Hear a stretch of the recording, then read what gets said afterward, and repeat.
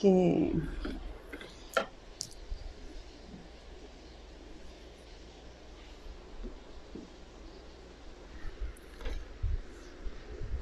Baik, Assalamualaikum warahmatullahi wabarakatuh.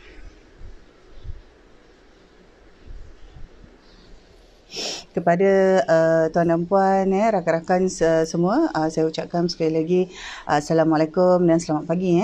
Jadi Alhamdulillah buat kesekian kalinya seterusnya. Hari ini Alhamdulillah hari Isnin. Hari ini hari Isnin 21 Disember. Saya kira minggu ini adalah minggu yang terakhir dalam bulan Disember. Dan ada sebahagian besar daripada kita ada deadline yang perlu dikejar. Ada perkara-perkara yang perlu diselesaikan untuk menutup bulan Disember bagi tahun 2020. Walau bagaimanapun tuan dan puan, apa-apa sahaja yang kita lakukan ia merupakan sebahagian daripada perkara yang saya yakin pada Disember tahun lepas tuan dan puan juga melakukan perkara yang sama. Jadi kebanyakan syarikat, terutamanya pengusaha bisnes dengan lesen enterprise, mereka perlu menutup akaun dan juga beberapa perkara penting yang perlu diselesaikan menjelang 30 hari bulan Disember setiap tahun. Jadi bagi kebanyakan orang Disember adalah bulan yang sibuk, tetapi bagi sesetengah orang Disember adalah bulan yang sedikit relax. Jadi dia bergantung kepada apa jadual kita, apa bisnes yang kita jalankan, apa modelnya. Jadi ada setengah-setengah bisnes model bulan 12 ni adalah bulan yang bukan bulan yang aktif lah, maksudnya bukan bulan yang aktif untuk mereka, tetapi pada kebanyakannya, kepada ramai rakan-rakan usahawan yang saya kenali, bulan 12 merupakan bulan yang sibuk. Jadi dalam kesibukan itu kita perlu letakkan juga masa yang sesuai untuk kita review dan juga kita sediakan rancangan ke hadapan, untuk rancangan ke hadapan. Jadi dalam sesi kali ini, dalam video kali ini, saya sebenarnya bawakan satu lagi topik, iaitu tentang business formation ataupun kita kata perancangan untuk menguruskan bisnes dengan syarikat. Sama ada tuan dan puan sekarang ini dengan lesen enterprise, ada yang dengan PLT, ada yang sedang berhad. Macam mana perancangan itu, maksudnya dalam konteks business formation itu, kita perlu masukkan kita perlu jadikan dia sebahagian daripada business plan yang kita ada tadi tu. Sebab business plan ini setiap tahun saya yakin tuan dan puan akan ada yang baru, rancangan yang baru. Jadi untuk tahun 2021 saya yakin tuan dan puan dah ada. Kerana kebiasaannya pada kuarter 4, kuarter 4 tahun sebelum masuk tahun baru itu, kita dah buat review kepada kesemua. Kuarter 1, kuarter 2, kuarter 3 pada tahun itu kita dah buat review semua. Jadi kuarter 4 itu maksudnya sekitar Oktober, November, Disember tu kita dah ada summary. Kita dah ada summary untuk kita letakkan rancangan 12 bulan ke depan. Jadi kalau dalam macam contoh dalam keadaan saya, rancangan ke depan itu dah disediakan dari bulan September. Jadi month 1 untuk 12 months, next 12 month itu sudah bermula September tahun 2020. Jadi bila kita review tu Oktober, November, Disember, maksudnya secara automatik kita dah ada terus rancangan Januari 2021 sampai Disember 2021. Dia macam tu. Jadi sebahagian daripada perancangan itu tuan dan puan, antara perkara yang perlu dilihat adalah tentang business formation. Jadi business formation tu termasuklah yang pertama sekali kita lihat struktur bisnes kita itu. Contohlah,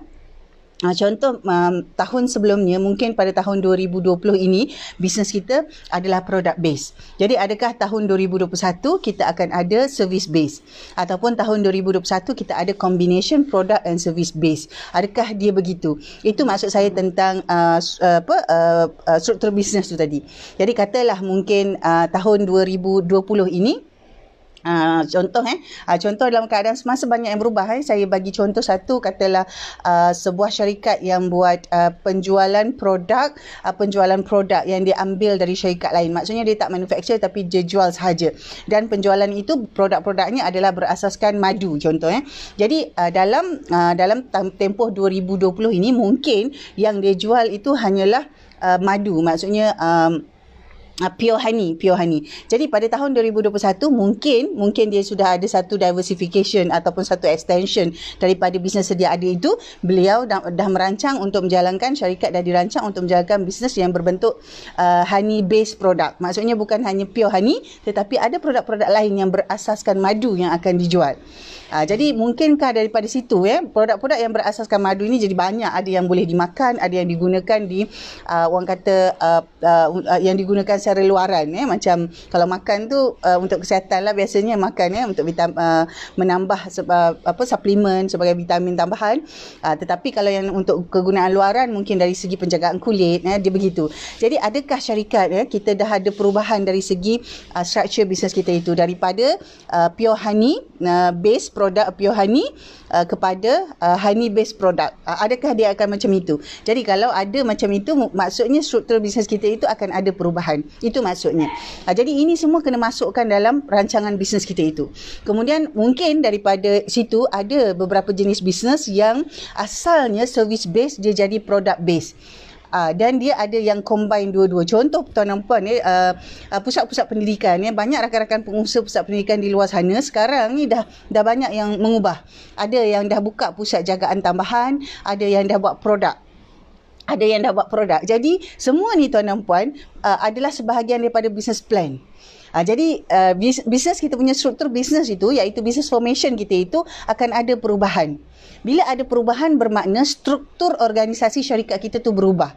Contoh saya ambil seorang rakan saya pengusaha pusat pendidikan, daripada pusat pendidikan yang berbentuk tadika, sekarang beliau dah ada online class. Bila online class maksudnya struktur organisasi beliau dah berbeza, maksudnya ada satu unit IT. Ada satu unit IT yang akan produce, yang akan monitor, yang akan maintain video-video, website. Itu yang saya maksudkan. Jadi semua perubahan ini tuan dan puan masukkan dalam business plan. Bila masuk dalam business plan, dia akan masuk dalam financial plan. Jadi bila ada perubahan macam itu, katalah sebelum ni kita buka kedai makan, restoran. Tetapi sebelum ni kita tak ada delivery. Tahun 2021 dan seterusnya, sebab kita dalam tempoh PKP 2020 ni, kita dah masukkan elemen delivery itu tadi. Maka dalam rancangan bisnes kita untuk tahun 2021 kita akan teruskan. Jadi bila ada elemen itu tuan dan puan, dalam financial forecast dan perancangan bajet kita itu, dia akan berubah. Bila kita ada delivery service, tuan dan puan akan ada tambahan dalam cost of sale tadi, dalam struktur cost of sale itu. Jadi itu yang saya maksudkan tuan dan puan apabila kita kata kita merancang tentang kita punya bisnes tu tadi, masukkan konteks business formation itu, perubahan-perubahan struktur, perubahan-perubahan sama ada product base, service base, ataupun combination product and service base itu, struktur itu, penyusunan itu perlu dimasukkan dalam rancangan bisnes tahun 2021. Jangan lupa. Jadi tuan dan puan punya fokus, tuan dan puan punya organizational structure dah kena ubah. Perlu diubah. Dia tak boleh sama. Jadi untuk itu tuan dan puan ada masa lagi sekitar 2 minggu, seminggu lebih ni. Dia tak semestinya, katalah kalaupun kita dah masuk Januari tapi kita belum buat benda tu, tak ada masalah, kita buat dalam bulan Januari pun tak apa, tetapi pastikan buat review semula business plan yang tuan dan puan ada. Tuan dan puan dah ada. Review tu maksudnya kita nak strengthenkan balik, improve balik mana-mana proses dan mana-mana bahagian. Kerana tuan dan puan bila kita buka bisnes, kalau dengan organizational structure yang tidak berubah, bisnes kita tak boleh nak berubah ke depan, nak maju ke depan tu tak boleh. Jadi kena ada satu business structure dan organizational structure yang saling menyokong antara satu sama lain.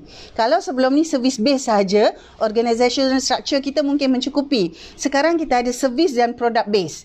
Jadi organizational structure kita kena ada perubahan. Bila itu berubah, dia akan merubah cost structure dalam bisnes kita tu tadi. Jadi itu yang tuan dan puan saya bawakan topik pagi ini ringkas sahaja untuk tuan dan puan melihat semula the formation of business itu untuk dimasukkan dalam business plan.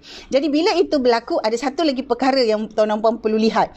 Adakah bisnes tuan dan puan ini masih relevan diurus dengan lesen enterprise?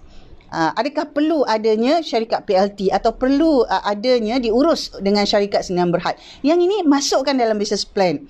Kerana dalam business plan itu ada business financial forecast. Apabila kita ubah struktur, bermaksud akan ada perubahan, sama ada dari lesen enterprise kita ubah jadi PLT, ataupun dari PLT kita ubah jadi sendirian berhad, ataupun tak ada perubahan. Kalau tak ada perubahan pun tak apa, tetapi akan ada tambahan kos-kos pengurusan apabila struktur bisnes kita itu berubah dan organizational structure bisnes kita itu pun berubah, akan ada kos tambahan. Jadi masukkan semua kos-kos pengurusan itu, pengurusan yang baru itu dalam financial forecast untuk 12 bulan ke hadapan. Jadi masukkan siap-siap. Jadi kita tak ada terkejut. Nanti tuan-tuan puan tak terkejut bila kita kata okey, kos pengurusan maintenance syarikat Sinar Berhad setiap tahun kita perlu sediakan antara 7,000 ke 8,000, nanti kita terkejut. Oh, tak cukup duit, nak bayar audit tak ada, nak bayar company secretary tak ada, nak buat annual return, nak buat submission semua tak bayar company secretary, jadi tak dapat nak buat. Ini semua kalau tak dimasukkan dalam rancangan bisnes tuan-tuan puan, dia akan mengganggu perkembangan bisnes yang tuan-tuan puan jalankan. Jadi tuan-tuan puan, hari ini ambil sedikit masa insya-Allah tuan-tuan puan sebelum habis bulan Disember ini, masukkan dalam rancangan bisnes tuan-tuan puan tu tadi. Sekiranya tuan-tuan puan perlu, orang kata saya tak berapa fasih lah macam mana nak mengurus dengan lesen enterprise PLT Sinar Berhad, ambil masa untuk dapatkan maklumat dalami sedikit macam mana pengurusan-pengurusan itu, terutamanya apabila tuan-tuan puan menyediakan financial forecast. Kadang-kadang tuan-tuan puan dah buat bajet, tetapi tuan-tuan puan perlu semak apakah kos-kos itu semua dah dimasukkan. Macam mana dengan kos-kos professional services? Contoh, mungkin tuan-tuan puan tak ada staff account, tuan-tuan puan nak buat outsourcing. Berapa kos yang perlu dimasukkan? Berapa nilai satu amount yang tuan-tuan puan perlu asingkan untuk bersedia sekiranya ada denda-denda yang perlu dibayar oleh syarikat, oleh bisnes. Yang ini semua tuan-tuan puan perlu ada satu orang kata masa yang tuan-tuan puan ambil khusus untuk review tuan-tuan puan punya financial forecast ataupun bajet untuk 12 bulan akan datang. Jadi untuk itu baik kalau tuan-tuan puan adalah lebih baik tuan-tuan puan ambil external party untuk review tu, untuk review. Jadi kalau dengan saya ada dua cara, sama ada review secara offline, review secara online. Mungkin tuan-tuan puan dah ada plan tu. Tetapi perlukan kena ada apa orang kata, sekali lagi untuk review, tengok apakah semua faktor-faktor, semua kos-kos sudah diambil kira. Kadang-kadang kita terlupa, kita rasa okey dah, semua dah perfect dah elok dah. Tetapi kita tak perasan ada kos-kos tambahan. Contoh bila kita tambah daripada product base kepada service base, dia ada kos-kos tambahan. Ataupun kita kata daripada kita buat internal accounting tadi, kita buat internal, sekarang kita outsource.